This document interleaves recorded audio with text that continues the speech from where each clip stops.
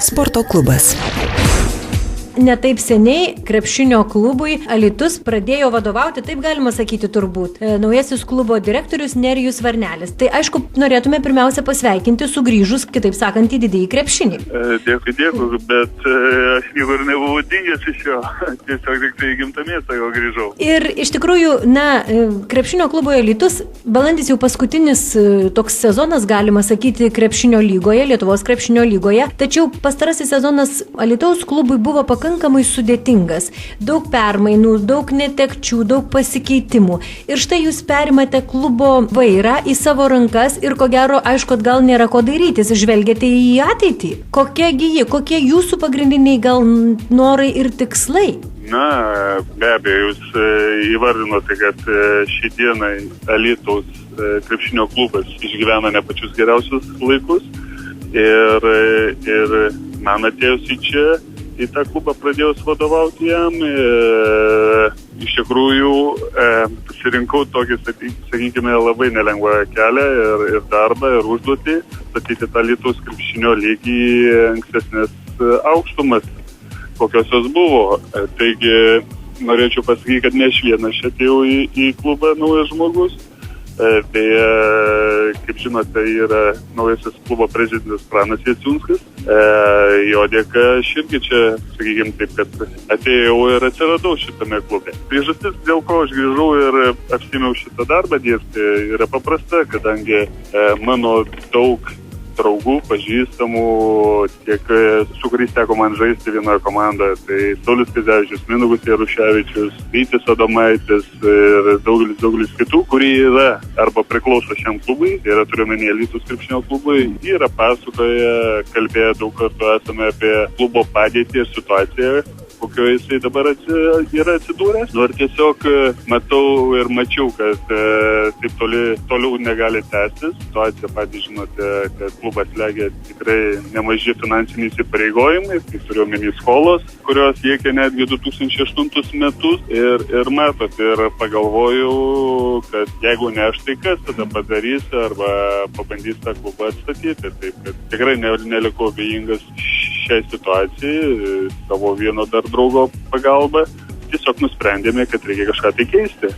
Kad Alytuje krepšinis būtų, jis nenumirtų ir kad galima būtų džiaugtis jo rezultatais. Iš tikrųjų, jūs tai pasakėte, nes, aš sakau, kad krepšinio sirgaliai, o Lietuva praktiškai visa tokia yra, bet net ir kalbant, sakykime, apie štai Alytaus klubo sirgalius, kartais, kaip aš sakau, jie būna ir žiaurūs, nes paprastai, jeigu krepšinio aikštelėje laimi komanda, tai laimime mes, bet jeigu ji pralaimi ir jeigu net pralaimėjimų virtinė seka, tai žinoma, kad pralaimi jie.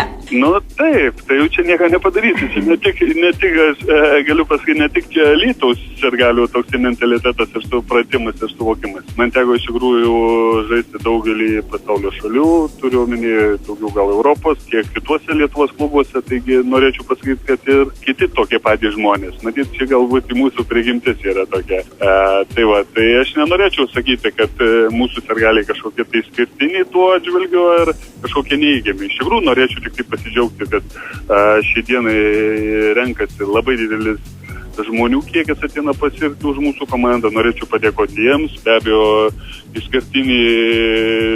išskirtinio dėmesio mano susilaukia mūsų fanai, kurių renkasi begalės ir aš labai džiaugiuosi, kad jie ateina palaikyti mūsų komandos. Žinant, kokioje mes turnyrinės lentelės vietoje esame. Tai tikrai jie labai nuoširdžiai palaiko mus ir aš džiaugiuosi, kad mes turime tokius fanus, kurie teikia džiaugsmą tiek mūsų komandos žaidėjams, tiek man pačiam asmeniškai. Tai aš manau, kad ir be abejo mūsų kitiems santoresniems sirgaliams. Na be abejo, nes visus žiūrovus ir sirgalius jau galima pakviesti ir balandžio 13-18 valandą Alytaus arenoje stebėti varžybas tarp Alytaus ir Palangos Naglio Adakrio.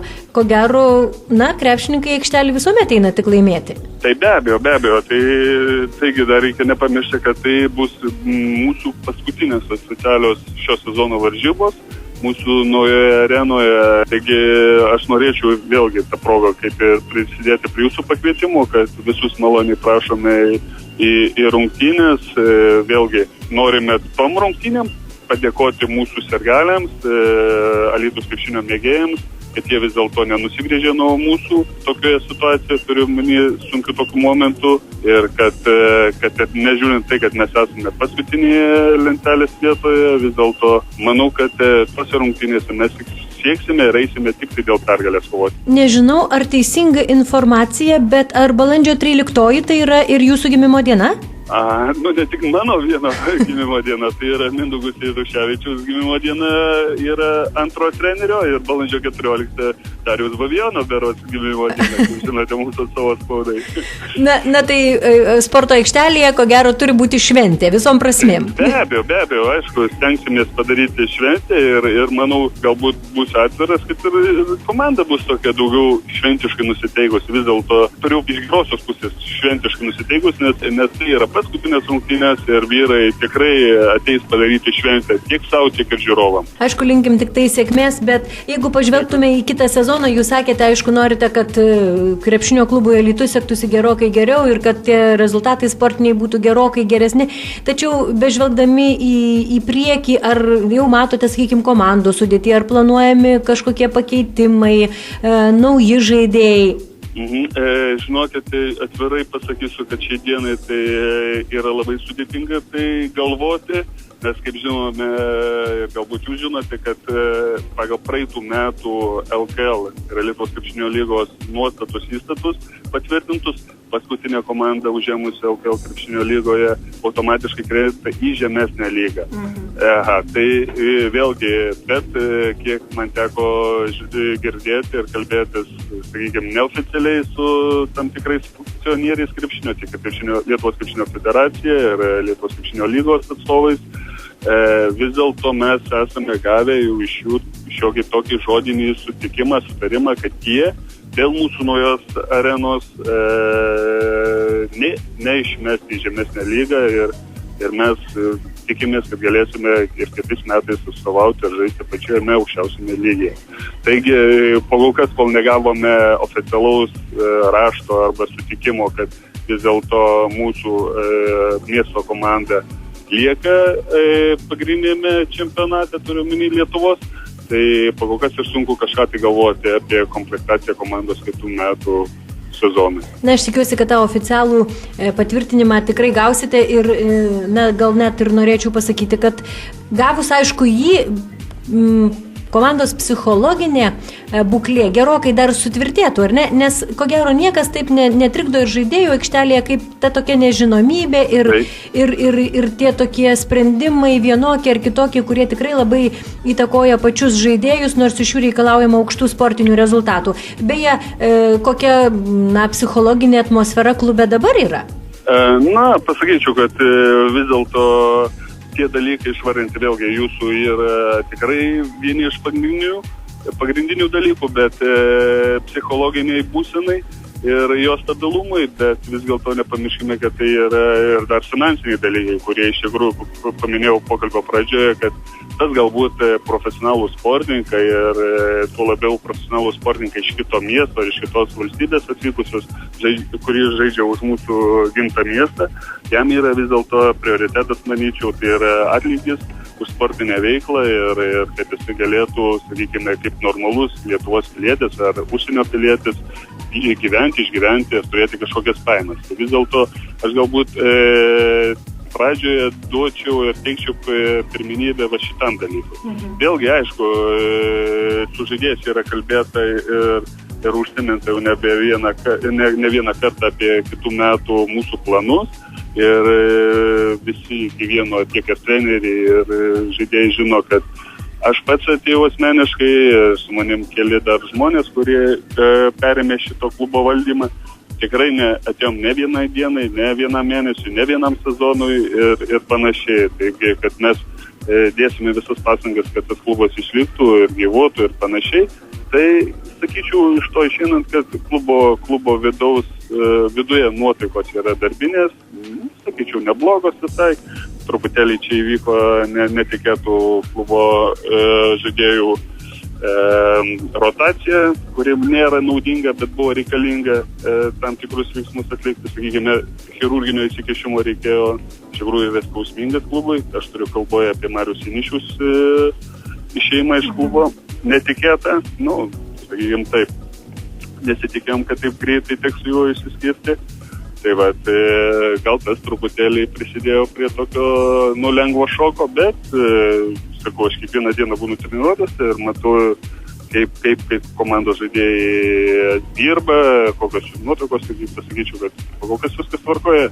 Aš noriu padėkoti Jums už pokalbį, palinkėti sėkmės krepšinio aikštelėje, beje, kaip krepšininkai vertina naująją Alytaus areną. O, super. Vienas malonumas, aš ir pats kartais ateinu dar pamėtyti, kol galiu į krepšį. Tai aš manau, kad šitoje arenoje tik vienas malonumas yra žaisti ir kiek prisimant mano kažkokius tai karjeros etapus, kuriuos sieju su Alytaus miestu, kai senoje mūsų salėje būdavo pilnutėlės tribūnos, žmonės sėdėdavo ant praėjimo, taigi mano atmintyje visą gyvenimą išliks tie momentai ir manau, kad sieksime, kad ta atmosfera, tie rezultatai pasikartotų ir jie būtų matomi nebe už kalnų, ne už 10 metų, o tiesiog kažkokiu tai laikotarpiu, kuris... Gerokai arčiau. Jo, anksčiau, jo. Tai va, dėkui Jums, kad vis dėlto Jūs prisidedat prie populiarinimo krepšinio, už tai, kad Jūs nenusigrėžėt, padedat mums populiarinti mūsų klubą, mūsų sporto šaką ir tiesiog sudominti miestelėnus kažkokiam tai renginys ar veikla, kuri teiktų malonumą. Ačiū iš tikrųjų Jums ir aš kaip sakau, ypatingai tuose miestuose, šiek tiek gal ir mažesniuose miestuose, bet pirmiausia mes visi turime pajusti gerą bendruomeniškumo jausmą, pajusti gerą ir sąžiningą norą palinkėti kitam sėkmės ir laimėjimo, o nepasisekus tiesiog draugiškai paplekšnoti per petį nesmerkiant. Tuomet, ko gero, visų rezultatai geriausi bus. Be abejo, nepamirškim, kad mūsų visų šią dieną tokia situacija, aš kalbu apie visos Lietuvos ir išskirtinai Alytaus, kaip žinome, daug jaunų žmonių išvykę ir palikę mūsų šalį, taigi ir nėra taip lengva surasti tų pinigėlių, ateiti į tas pačias varžybas ir į kažkokius tai renginius, tai vėlgi sakau, gal tiesiog taip pasidžiaugiame bendrai, turėkime vieningą visuomenę, turėjome ir miestelėnus, tiek Alytaus miesto svečius, rajono žmonės, būkime geraširdžiai, geranoriškai, atsiprašau, vieni kitiems, džiaugiamės už kitų pergalės ir kartu bendrai liūdėkime dėl kažkokių tai nesėkmių ar panašiai. Bet viskas bus gerai, aš manau. Aš neabejoju. Tiesiog linkiu gražaus žaidimo balandžio 13-ąją su Palangos Nagliu Adakriu, o po to tikiuosi po pergalės ir skanaus gimtadienio torto. Dėkui, ačiū. Iki malonaus, ačiū Jums. Geriausia. Sėkmės. Tai buvo krepšinio klubo Alytus direktorius Nerijus Varnelis. Jį kalbino Vida Ramanauskaitė. Sporto klubas.